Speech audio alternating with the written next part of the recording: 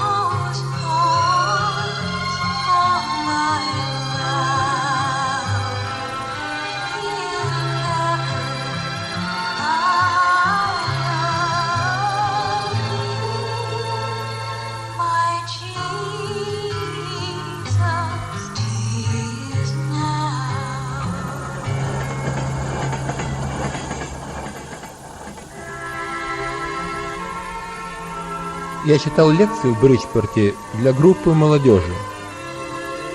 Возвращаясь в Нью-Йорк, ехал в поезде. Попутчиком им оказался один молодой человек, возрастом немногие более 20 лет. Поезд был переполнен.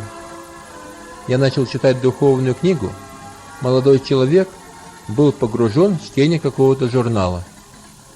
Я подумал, вот я ездил в Бриджпорт беседовать с молодежью. Почему бы мне не поговорить с этим юношей? Я закрыл книгу. Через минуту он отложил в сторону свой журнал.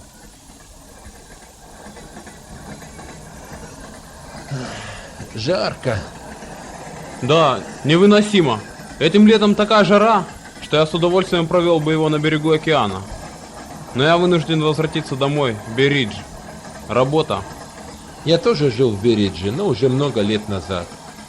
Я посещал там Южную реформаторскую церковь. А вы в какую церковь ходите? Я? В церковь? Да, вы в церковь. Я еврей. Ну так что ж с того? Я заметил это сразу, извините, но какое мне до этого дело? В чем разница? Мы, евреи, не ходим в церковь. Нет? А почему? А зачем? Ну, в церковь люди ходят, чтобы спастись. Спастись?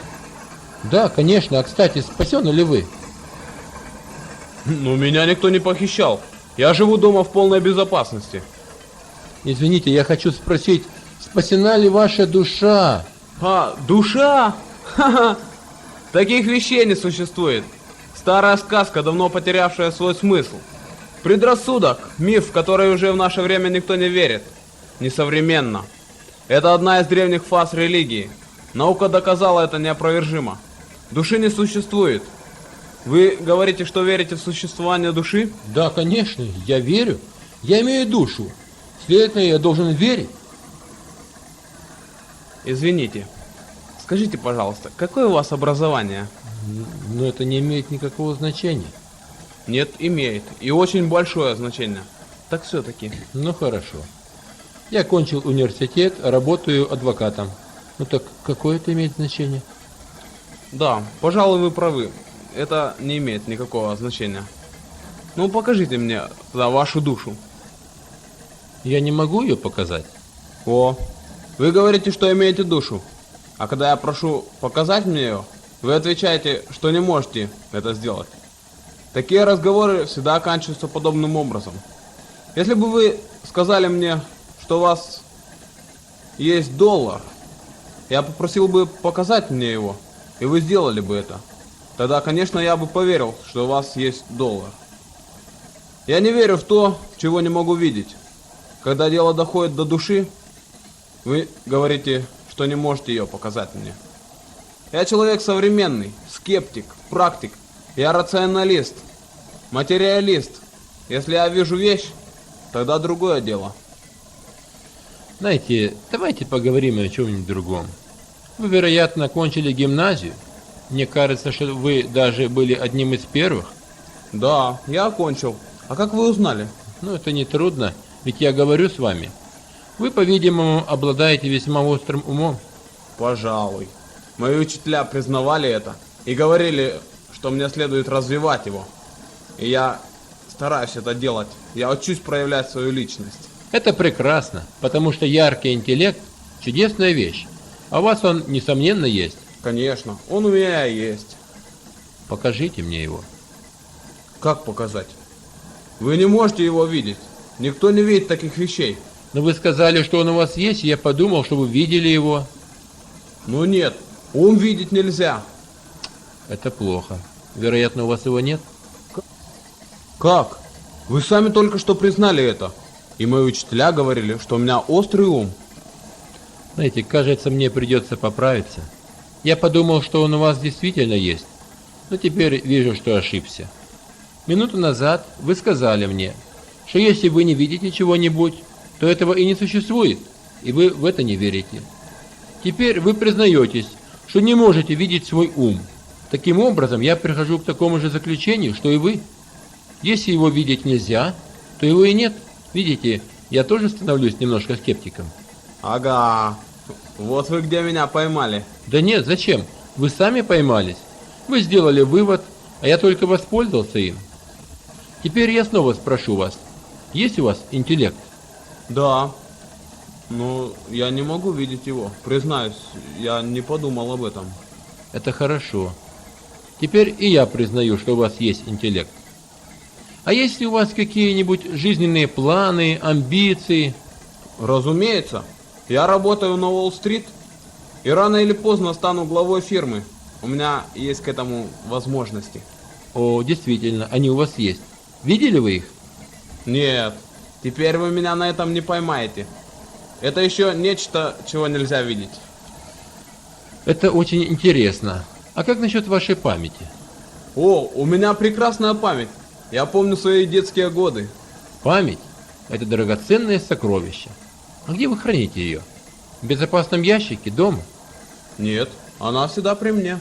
Значит, она и сейчас при вас. Мне хочется посмотреть. Ну, покажите. Я никогда не видел памяти. Вы прячетесь от меня. В начале нашего разговора вы сказали: вот я сижу перед вами, каков есть. Все, что вы видите во мне, существует. А чего не видите, того и нет. Но оказывается, что вы сидите здесь со своим интеллектом, амбициями, памятью, и однако я не вижу их. Вы их не можете их показать. Это правда. Я и даже не подумал об этом. Ну, а есть у вас воля? Воля? Да, у меня сильная воля. Обыкновенно я добиваюсь своего. Но я ее не вижу. Признаюсь и в этом тоже. Отлично, что вы признаете это.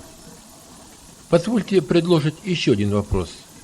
Есть ли у вас индивидуальность? О да, я могу произвести впечатление. Люди помнят меня. Можете вы показать ее? Нет, индивидуальности я тоже не могу показать. Есть ли у вас известные эмоции, переживания, вот любовь, ненависть, вкусы, привычки? Есть, и очень много. Можете вы их видеть? Что это? Откуда вы взяли все эти вопросы? Это детские вопросы. Я окончил школу, но никогда не слышал об этом. Это так ново для меня. Вот давайте так рассуждать. Вот предположим, что молния ударила вас, и вот ваше тело положили в гроб. Помилуй Бог, тогда я буду мертв. Правильно. А что такое мертв? Ну, когда человек умирает, то он мертв, вот и все. Верно. Когда человек умирает, то он мертв. Но это немного объясняет. Я спрашиваю вас о большем. Я окончил школу более 30 лет назад. Я не современный человек, как вы. Надеюсь, вы сможете растолковать мне кое-что. Вот ваше тело лежит в гробу. Сохранились ли в нем все эти невидимые качества, о которых мы говорили? Имеет ли оно какие-либо амбиции, желания? Ну, нет. Я никогда не видел амбиционного трупа. А что случилось с вашей памятью, когда молния ударила ваше тело? Ну, ушла, исчезла куда-то. А куда? Должно быть место, куда ушла такая прекрасная память. Сказали ли ваши желания? Здесь не место для нас, мы уходим. Сказал ли ваш интеллект? Я кончаю свою работу и ухожу. Как они ушли? Как одно целое, все разом или поодиночке? Я думаю, что они ушли. Наверное, все разом. Как одно целое. А был ли у них один хозяин? Кто повелел им? Ну, этого я не знаю. Однако, что это? О чем мы говорим? Религия? Я никогда не занимался ею. Я не религиозен. То, о чем мы говорим сейчас, есть действительно религия. Я хотел бы знать, имеют ли все эти невидимые качества свое имя, как единое целое, или нет. Вот, например, в человеческом теле 208 костей, как нас учили в школе. Но если я хочу говорить о 208 костях, плоти и органах, я же не стану их называть индивидуальными именами. Я буду говорить о них как о моем теле. У меня пальцы, нос, глаза, уши и еще несколько сот отдельных частей. Каждый имеет свое отдельное название. Но все вместе они составляют тело. Понимаете? И действуют они как единое целое. Ну вот возьмите теперь вашу волю, амбиции, желания, чувства, память, разум и так далее.